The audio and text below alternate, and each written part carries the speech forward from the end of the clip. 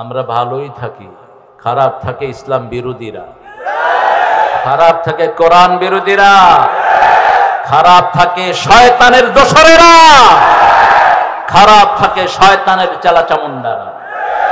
ওদের দুনিয়াও শেষ, আখেরাতও। দীর্ঘ 15 বছর পরে কাপাসিয়ার মাঠে উন্মুক্ত ভাবে কথা বলছে। হিসাব একজনের কাছে আছে জমা। তবে শয়তানের ছাড় দুনিয়াতেও নাই, আখেরাতেও। যারা নেককার সব সময় এরা শান্তিতে থাকে। কার কথা? এরা জেলখানাতেও শান্তিতে থাকে, এরা যে কোনো জায়গাতেই শান্তিতে থাকে। ইন্নাল আবরার আলাফি নাঈম, দুইটা তাকিদ। নিশ্চয় ইন্নাল আবরার আলা ফি নাঈম, সব সময় নিয়ামতের ভিতরে থাকে। ও ইন্নাল ফুজ্জার আলা ফি জাহিম। আল্লাহ যেন আমাদেরকে নেককার হওয়ার তৌফিক দান করে। নতুন নতুন বাংলাদেশ, যে বাংলাদেশে আমরা নিঃশ্বাস নিতে পারছি। 12 জায়গায় আমার ফোন রেকর্ড হতো, 12 জায়গায় কথা বলা যেত না, ধরা যাবে না, ছোঁয়া যাবে না, বলা যাবে না কথা। রক্ত দিয়ে পেলাম শালার এমন স্বাধীনতা। বলা হয় কোন দলীয় না, অবশ্যই দলীয়। আমরা সব মুসলমান, আমরা ইসলামের দলে থাকবো। যারা ইসলামকে পছন্দ করে তাদের সাথে থাকবো, ঠিক কিনা? কিসের দলহীন? মুসলমান কোনদিন দলহীন থাকতে পারে না। আমাদের দল ঠিক করে দিয়েছেন কে? আল্লাহ ঠিক করে দিয়েছেন। তো নির্দলীয় কেন বলেন? নির্দলীয় তো বলবে শয়তান। শয়তান যখন যেখানে তখন সেখানে, যখন যেই রূপ তখন সেই রূপ, ঠিক না বেটি? আমাদের একটাই রূপ, লা ইলাহা মুহাম্মাদুর। এই জন্যই আমরা হিন্দুদের মন্দির পাহারা দেই। আমরা কোন মানুষের উপর আক্রমণ হতে দেই না, কারণ আমার আল্লাহ বলেছেন আমি যেরকম সবার জন্য সমান, আমার দল যারা করবে তারাও সবার জন্য সমান অধিকার ইনসাফ কায়েম করবে। এক দলই নজির স্থাপন করেছে, তাদের কর্মীরা দিন রাত জেগে হিন্দুদের মন্দির পাহারা দিয়েছে। আর যারা লুট করেছো, যারা লুটের সংস্কৃতি দহন করেছো, তোমরা কখনো মুসলমানের বন্ধু নও, তোমরা কখনো ইসলামের বন্ধু নও, মানুষের বন্ধু নও। কোন জালেমকে আল্লাহ দুনিয়াতে রাখবেন না। আমরা জুলুম করব না, রাজি আছেন তো? দেখি কারা কারা রাজি নাই, হাত তুলে।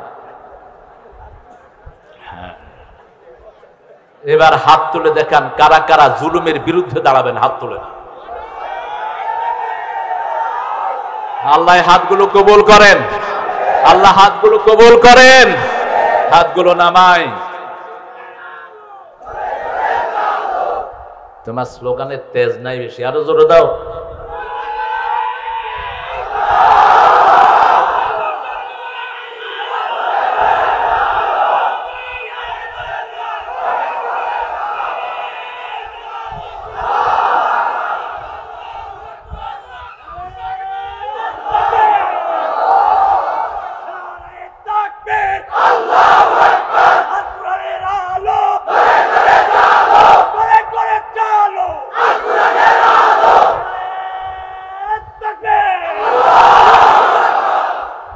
তোমরা কাদেরকে মেরেছো তোমরা বুঝো না। যে শেফাকে তোমরা মাহফিল থেকে বের করে দিয়েছো, সেই শেফা রাতের অন্ধকারে তোমাদের জন্য দোয়া করে করে কাঁদে। আমার এই শেফাউল হককে বহু প্রোগ্রাম থেকে বের করে দেয়া হয়েছে, কারণ সে মুসলমান, কারণ সে ইসলামী দলের নেতা। কিন্তু সে তো একজনকেও বের করেনি। গত সপ্তাহে যারা তাকে বের করেছে তাদের সাথেই বৈঠক হয়েছে, একজনকেও বের করে নেই। এটার নাম ইসলাম। এটার নাম কি? ইদা জাআ নাসরুল্লাহ। আল্লাহ সাহায্য চান তো? আপনারা চান তো? আল্লাহর সাহায্য চাইতে হলে আল্লাহকে সাহায্য করতে হবে। সূরা মুহাম্মাদে আল্লাহ বলেছেন, ইন তানসুরুল্লাহ ইয়ানসুরকুম ওয়া ইউসাব্বিত আকদামাকুম। তুমি যদি আল্লাহকে সাহায্য করো, আল্লাহ তোমাকে সাহায্য করবেন। আল্লাহ তোমাদের পাকে মজবুত করে দিবেন। কোত্থেকে হঠাৎ করে 1 ঘন্টা আগেও যিনি জানেন না তিনি ভেগে যাবেন। তিনি কোরমা পোলাও অনেক খাওয়া আয়োজন করে রেখেছেন, ভালো করে খাবেন। আল্লাহ কয় না, সিদ্ধান্ত আমারটা হবে। বারবার জমিন থেকে মোল্লাদেরকে উৎখাত করতে চেয়েছিস, মোল্লারা থাকবে, তুই জমিন থেকে উৎখাত হয়ে যাবে। তুই শুধু উৎখাত হবি না, তোর 14 গোষ্ঠী উৎখাত হয়ে যাবে। এমন অবস্থা হবে ইঁদুরের গর্ত খুঁজে পাবি না পড়ানোর জন্য। এক আল্লামা বলেছিলেন, আমি দেখছি উত্তর গগনে কালো মেঘ জমেছে। ইত্তাকু ফিরাসাতাল মুমিন ফাইন্নাহু ইয়ানজুরু বিনূরিল্লাহ। মুমিনের দূরদর্শিতা থেকে বাঁচো, তারা আল্লাহর নূর দিয়ে দেখে, তাদের চোখের মধ্যে আল্লাহর নূর থাকে। কিভাবে বললেন কথাগুলো? এমন অবস্থা হবে মামু বাড়ি দিল্লি গিয়ে পড়বা, আর কোথাও জায়গা হয়নি। কোথায় কোথায়? কিভাবে বললেন? কিভাবে বললেন? এই আল্লামার সাথে আমার জীবনের প্রায় 40-45টি বছর কেটেছে। রাতে দিনে আমি তাকে দেখেছি। দিনে মাহফিল, রাতে তাহাজ্জুদের নামাজে দাঁড়িয়ে থাকতেন আল্লামা। আল্লাহ তার কবরকে জান্নাতুল ফেরদাউস বানিয়ে দিক। আল্লাহ তার জীবনের গুনাহগুলো মাফ করে দিক। আমরা ওই ভাইদের জন্য মনের ভিতর কোনো ঘৃণা রাখি না, বুক ভরা ভালোবাসা রাখি। তোমরা কোরআনে আসো, ইসলামে আসো, আল্লাহকে সেজদা দাও, আল্লাহর জমিনে আল্লাহর গোলাম হয়ে যাও। ঠিক না ঠিক? ইদা যা আ, যখন আসবে আল্লাহর সাহায্য। যা আ বললেন, যা আর সাথে এফোর্ট জড়িত, যারা আলেম বুঝবেন। যা আ বলা হয় মানুষের জন্য, আর আল্লাহ যখন কিছু আনান, আল্লাহ আতা বানান, আতা শব্দ ব্যবহার করেন। ও আম্মা মান উতিয়া কিতাবাহু বিয়ামিনিহি ফাসাউফা ইউহাসাবু হিসাবাই ইয়াসীরা। আতা মানে হলো যেটা আসতে কোনো কষ্ট হয় না, অর্থাৎ বিনা পরিশ্রমে হয়ে যায়। আল্লাহ রাব্বুল আলামিন দুর্বলতার ঊর্ধ্বে, কষ্টের ঊর্ধ্বে, ইদা আরাদা শাইয়ান আন ইয়াকুলা লাহু কুন, বলা মাত্রই ফায়াকুন হয়ে যায়। ইল্লা মান আতাল্লাহা বিকলবিন সালিম। কিন্তু মানুষ যখন কোনো কিছু অর্জন করতে যায় তখন কষ্টের দরকার আছে না নাই? অসংখ্য কষ্ট। মান জাআ বিল হাসানাতি ফালাহু আশারু আমসালিহা। একটা ভালো কাজ যে করবে 10টা নেকি তাকে দেয়া হবে। ভালো কাজ করার জন্য মনে ইচ্ছা করতে হবে, জায়গায় যেতে হবে, ওযু করতে হবে, ভালো নিয়ত করতে হবে। ঠিক না ঠিক? তারপরে কি পাওয়া যাবে? নেকি পাওয়া যাবে। ইযা জাআ নাসরুল্লাহি, যখন আসলো আল্লাহর সাহায্য। যা মানে এমনি আসে নেই। ছেলেগুলো সব কিছু উৎসর্গ করে দিয়ে রাস্তায় নেমেছে।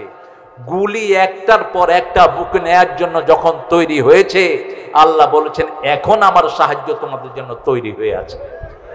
কোত্থেকে আসলো এত মানুষ? আপনাকে মনে করেন শুধু মানুষ? এদের সাথে লক্ষ কোটি ফেরেশতা আল্লাহ পাঠিয়ে দিয়েছেন। আল্লাহ রাব্বুল আলামিন বদরের যুদ্ধের কথা কোরআন শরীফে উল্লেখ করেছেন। আনতুম আযিল্লাহ, তোমরা ছিলে অপমানিত। সাহায্য করছেন কে? সেই আল্লাহ এখনো আছে না নাই? আমরা একজনের উপর ভরসা করেছি, তিনি কে? আল্লাহ। আল্লাহ রাব্বুল আলামিন আমাদেরকে সাহায্য দেওয়ার অঙ্গীকার করেছেন। আকানা হাক্কান আলাইনা নাসরুল মুমিনিন। আমরা যদি মুমিন হতে পারি, ছেলেগুলো মুমিন ছিল, রাজপথে দেখেছেন নামাজ পড়েছে। হিন্দু ভাইরা নামাজ পড়ে নেই, তাদেরকে সুন্দর করে বসে থাকার জায়গা করে দিয়েছে। ঠিক না ঠিক? ঢাকা ভার্সিটির একজন শিক্ষক তিনি বলেছেন ঢাকা ভার্সিটির অঙ্গনে কোরআন তেলাওয়াত হতে পারবে না। পরে তিনি আবার ডেকে নিয়ে বললেন আমার রুমে কোরআন তেলাওয়াত করো। এটাই হলো পরিবর্তন, এটাই হলো ইসলাম। এই ইসলামকে আনার জন্য আমাদেরকে ধৈর্য ধারণ করতে হবে। রাসূল সাল্লাল্লাহু আলাইহি ওয়াসাল্লাম বলেছেন তিনটা কাজ কখনো করবা না। কয়টা? কখনো কোনো সম্পদ নষ্ট করবা না। কোনো সম্পদ নষ্ট করা হারাম।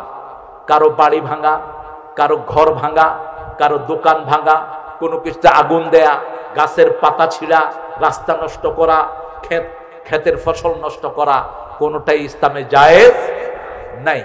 2 নম্বর বলেছেন সময় নষ্ট করা যাবে, সময় নষ্ট করা যাবে না, সময় অপচয় করতে পারবেন না। 3 নম্বর আপনি কারো হক নষ্ট করতে পারবেন না। মানুষের হক আমাদের উপর আছে। একজনের হক কি? একজন মানুষ, আর কোনো পরিচয় নাই, সে কোন ধর্মের কিচ্ছু পরিচয় নাই। ওই মানুষ আমার কাছে সাহায্য চেয়েছে, তাকে সাহায্য করতে হবে। ওই মানুষের মুখে খাবার নাই, তাকে খাবার দিতে হবে। রাসূলুল্লাহ সাল্লাল্লাহু আলাইহি ওয়াসাল্লাম বলছেন ওই লোকটা মুমিন না যে লোকটা পেট পুরে খেলো আর তার প্রতিবেশী না খেয়ে থাকলো। প্রতিবেশী হিন্দু কি বৌদ্ধ এই কথা ইসলামে বলা হয়নি, প্রতিবেশী তাকে খাওয়া দিতে হবে, এটা কার হুকুম? এখন আমরা ইসলাম চাই, আমরা কি মানুষের ভালোবাসা চাই না বিরোধিতা চাই? ভালোবাসা যদি চান কার উপর আক্রমণ করবেন না, প্রাণের শত্রুর উপরও আমরা আক্রমণ করব না। নির্দিষ্ট এজলাস আছে, নির্দিষ্ট সিস্টেম আছে, সিস্টেমে বিচার হবে, ঠিক না? ঠিক। রাসূল বলেছেন বিনা বিচারে যারা কাউকে মারে, কোন বিধর্মী কেউ যদি কেউ বিনা বিচারে মারে সে জান্নাতের গন্ধ পাবে না। ইসলাম আমাদেরকে সেটা শিক্ষা দেয়নি। আমার ভাইকে, আমার ভাগ্নিকে শহীদ করা হয়েছে। আমার ভাগ্নি জামাইকে 8 বছর আয়না ঘর, ওখানে কোনো আয়না নাই, কিন্তু আয়না ঘরে গুম করে রাখা হয়েছে। তিনি কথায় কথায় বলেন আমার কি অপরাধ? তোর শুধু একটা অপরাধ, এক আয়না ঘরের কারণে তোর 1000 বছর জেলখানায় রাখা উচিত। তোর সব সাঙ্গ পাঙ্গকে আয়না ঘরে ঢুকিয়ে দেওয়া উচিত। কেমন যন্ত্রণা হয়! 8টি বছর একজনের হাত খোলা হয়নি, চোখ খোলা হয়নি, পা খোলা হয়নি। একটা লোককে 8টি বছর হাত পা চোখ বেঁধে রাখা হয়েছে। আজান পর্যন্ত শুনতে দেওয়া হয়নি। যখন আজানের শব্দ হতো জোরে বাজনা বাজিয়ে দেওয়া হতো। ভাইগনা ব্যারিস্টার আরমান, আমি তাকে জিজ্ঞেস করলাম নামাজ কেমনে পড়তা? বলতো মামা যখন মিউজিক বাজিয়ে দিত তখন মনে করতাম যে আজান হচ্ছে। ওযুর জন্য সীমিত পানি দেওয়া হয়েছে। যারা আয়না ঘরের এই কুশলীগুলি ছিল, আমি অত্যন্ত বিনয়ের সাথে আর্মিদেরকে বলবো এদেরকে ধরো, এদেরকে ধরে ওই আয়না ঘরে রাখো। এদের যারা সাঙ্গ পাঙ্গ ছিল তাদেরকে ওই আয়না ঘরে রাখো। আর যদি তারা কালেমা পড়ে পরিপূর্ণ মুসলমান হয়ে যায় তাদেরকে মাফ করে দাও। ইসলামের উদারতার চেয়ে বড় উদারতা পৃথিবীর কারোই। আবু সুফিয়ানের মতো জল্লাদ, যার কারণে বদরের যুদ্ধ হয়েছে, যার কারণে অসংখ্য সাহাবী জীবন পাত করেছেন রাদিয়াল্লাহু আনহু, সেই আবু সুফিয়ান ফতে মক্কার পর রাসূলের সামনে এসে দাঁড়িয়ে আছেন। রাসূল সাল্লাল্লাহু আলাইহি ওয়াসাল্লাম বললেন ইয়া আম্মি, হে আমার চাচা। আবু সুফিয়ানের চোখে পানি। আমার কাছে কি ব্যবহার আশা করেন? আবু সুফিয়ান বলছেন রাদিয়াল্লাহু আনহু, কোন হত্যাকারী জেনারেল বিজয়ের পরে এত সুন্দর ব্যবহার করেছে আমি জানি না। বলছে চাচা আপনাকে মাফ করে দিলাম। আবু সুফিয়ান ঝরে কাঁদছেন। রাসূল সাল্লাল্লাহু আলাইহি ওয়াসাল্লাম বলেন শুধু আপনাকে না, আপনার ঘরে যারা ঢুকবে তাদেরকেও মাফ করে দিলাম। আবু সুফিয়ান পড়লেন লা ইলাহা ইল্লাল্লাহু মুহাম্মাদুর রাসূলুল্লাহ সাল্লাল্লাহু। কি অপরাধ ছিল আল্লামা দেলোয়ার হোসেন সাঈদীর? বলেন তো কি অপরাধ ছিল? কতটা বছর জেলখানায় থাকলেন? কতটা? 13টি বছর জেলখানায় থাকলেন। একটা ভালো বিছনাও দেওয়া হয়নি, একটা বালিশও দেওয়া হয়নি, জায়নামাজও দেওয়া হয়নি। জেলখানার কয়েদিরা 6টা কম্বলকে একসাথ করে ওনাকে ছোট্ট একটা বালিশ বানিয়ে দিয়েছেন, আর ওনাকে বিছনায় একটা কম্বল পাতিয়ে দিয়েছেন। এভাবে এই লোকটিকে পয়জন দিয়ে হসপিটালে তাকে দুনিয়া থেকে বিদায় করা হয়েছে। আল্লাহ তার কবরকে জান্নাতুল ফেরদাউস বানিয়ে দিন। আমরা আজকে এখানে যারা এসেছি, যারা কারো বাড়ি ভাঙতে যায় তাদেরকে ধরেন, তাদেরকে মারেন, হাত পা ভেঙে তাদেরকে প্রশাসনের হাতে তুলে দেন। কোন মানুষের কোনো কিছু ভাঙা যাবে না। হ্যাঁ, অতীতে যারা আমাদেরটা ভেঙেছে মনে রাখবেন, কোন খুনির মনে কোনো শান্তি থাকে না, কোন জালেমের মনে কোনো শান্তি থাকে না, কোন হারাম খুনের মনে কোনো শান্তি থাকে না। যখনই সে জুলুম করে তারপর থেকে তার দুনিয়ার শান্তিও শেষ, আখিরাতের শান্তিও। কারণ রাসূল সাল্লাল্লাহু আলাইহি ওয়াসাল্লাম বুখারী বর্ণনায় বারবার বলছেন আয-যুলমু যুলমাতুন ইয়াউমাল কিয়ামাহ, আয-যুলমু যুলমাতুন ইয়াউমাল কিয়ামাহ। জুলুম হলো ডার্কনেস, জুলম হলো অন্ধকার। কিয়ামতের ময়দান rejection day, he won't see anything in his life time. কিয়ামতে কিছু সে দেখবে না, কিয়ামতে দেখবে ঘুটঘুটি অন্ধকার। সেজন্য আমরা কারো ঘর জ্বালাবো না, আমরা কারো ব্যবসা প্রতিষ্ঠান নষ্ট করব না। যারা আমাদেরটা নষ্ট করেছে তারাই আবার গড়ে দিবে, একটু ধৈর্য ধারণ করেন। যারা থানায় বসে বসে টাকা খেয়েছে তারাই এখন ফোন করে করে বলছে ভাই আমি আপনার টাকাটা শোধ করে দেব, অ্যাকাউন্ট নাম্বার দিয়ে দেন। নজির আছে না নাই? খুব আস্তে বলেন মনে হইতেছে, নজির আসরা নাই। 4 তারিখে একজনের কাছ থেকে 10 লাখ টাকা খেয়েছেন একজন ভদ্রলোক। যারা খায় এরা ভালো, যারা খায় না তারা ভালো? বলেন তো, যারা খায় তারা ভালো না? যারা না খায় তারা ভালো। যারা না খায় তারা সুখে থাকে, যারা কম খায় তারা ভালো থাকে, যারা বেশি খায় দুনিয়াও শেষ, আখেরাতও। 10 লাখ টাকা নিয়েছে সে। আমাকে কালকে এসে বলছে, এখন উনি ফোন করে আমাকে বলছে আপনার অ্যাকাউন্ট নাম্বারটা দেন, আমি টাকাটা পাঠায় দেই। হিসাব কার হাতে? কার হাতে হিসাব?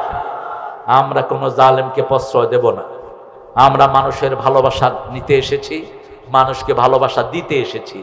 আমরা আল্লাহর নিয়ম অনুযায়ী চলবো।